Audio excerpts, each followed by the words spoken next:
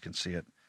Talk to me about rage of these Karens, these white women. They're just, I don't know, they've lost it. And you have a brilliant analysis and breakdown of it. So why don't you, because I think a lot of the audience is seeing now all the footage, and it's just not from the what happened the other day, but it's and not just Minneapolis, but it's all over. Can you explain what you believe is going on, ma'am?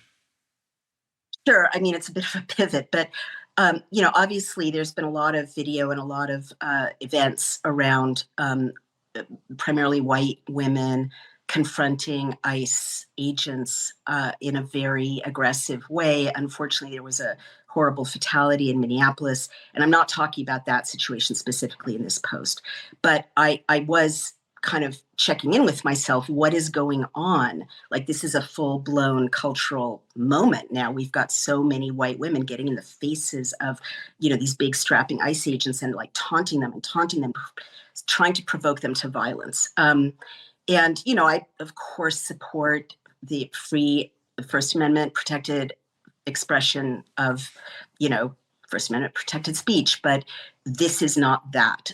This is a psychodrama of some kind, and I couldn't help but notice. Again, not talking about Renee Good, may she rest in peace. I'm talking about the bigger picture.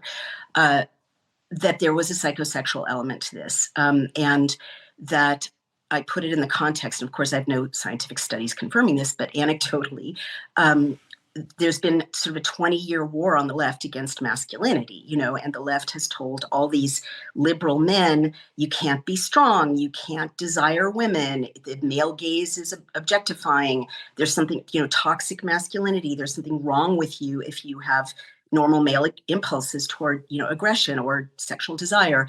And there's also like a lot of estrogenizing going on of men medically, which, it's a whole other topic. But that's notable on the left, that the ideology reinforces be submissive, don't protect women if they're threatened, let them protect themselves, and so on.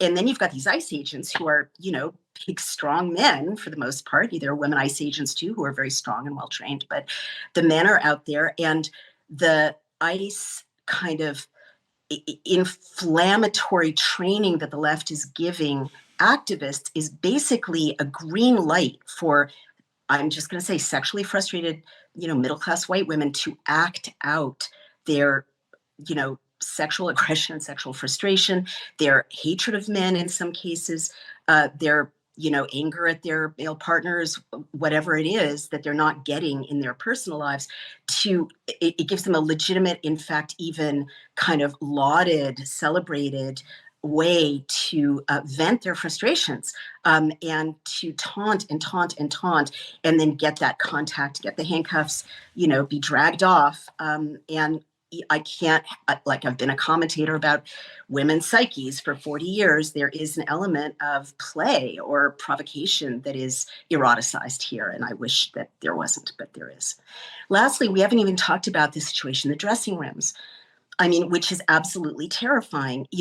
By the age of 14 or 15, a substantial number of young girls have already been molested or sexually abused by trusted males in their circle or by strangers. Typically, it's by someone they know. And so they're already traumatized. And now you've got a situation across the country where girls are showing up at school board meetings saying, begging the adults, please do not put a boy in our changing room.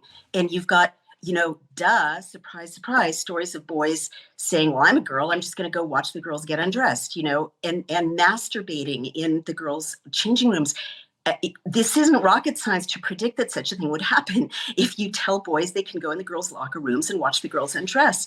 I mean, it's just such a derogation of responsibility on the part of adults to create what Title IX guarantees, which is a safe and egalitarian environment for education for girls.